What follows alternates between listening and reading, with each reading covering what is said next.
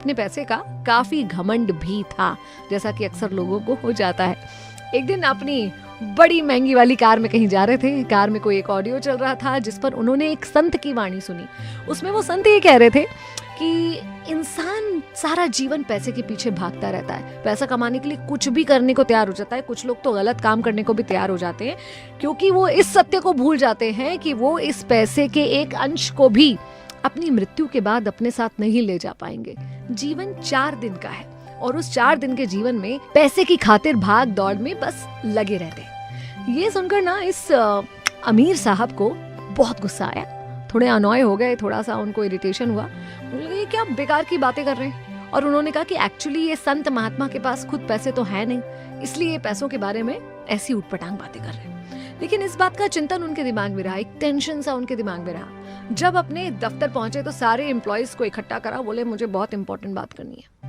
और सारे एम्प्लॉयज से कहा कि भाई मुझे एक ऐसा आइडिया ढूंढ कर लाके दो जिससे मैं मृत्यु के बाद अपनी सारी दौलत अपने साथ ले जा सकूं। लोग समझे कि बॉस बिल्कुल पागल हो चुके हैं और लोगों ने उन्हें अवॉइड करने की कोशिश की। लेकिन बॉस लगातार हर थोड़े दिन में इस पर बात किया करते थे कि उन्हें तो एक ऐसा आइडिया चाहिए जिससे वो मृत्यु के उपरांत अपनी दौलत अपने साथ ले जा सके। अचानक से एक दिन एक स्ट्रेंजर आता है, एक अनजान व्यक्ति उनसे मिलने की इच्छा जताता है। जब मिलता है तो कहता है कि मैंने सुना है कि आपको कोई ऐसा उपाय चाहिए जिससे मृत्यु उपरांत अपनी दौलत आप अपने साथ ले जा सके। इस आदमी की आंखों में चमक आ गई, बोले है क्या तुम्हारे पास ऐसा आइडिया? उसने कहा हाँ, एक लाजवाब आइडिया है मेरे पास।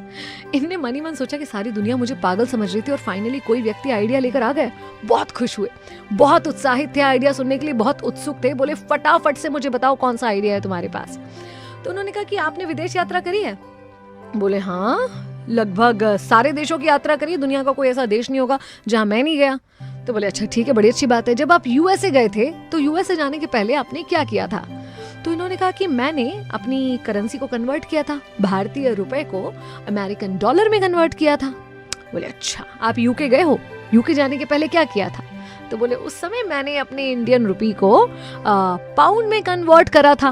उन्होंने कहा बड़ी अच्छी बात है, अब बताइए कि आपने ये सब क्यों किया था?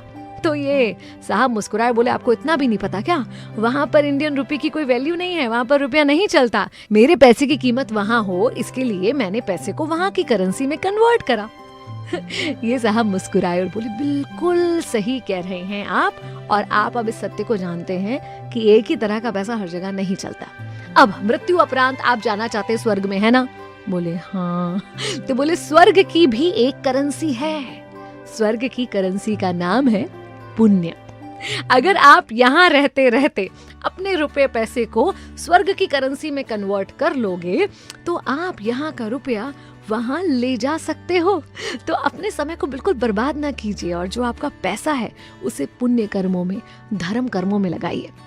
ये सुनकर उस मिलेनियर की आंखों में चमक आ गई और उसे बात वाकई समझ में आई कि हाँ, ये तरीका है जिससे मैं यहाँ की धन दौलत को वहां लेकर जा सकता हूँ।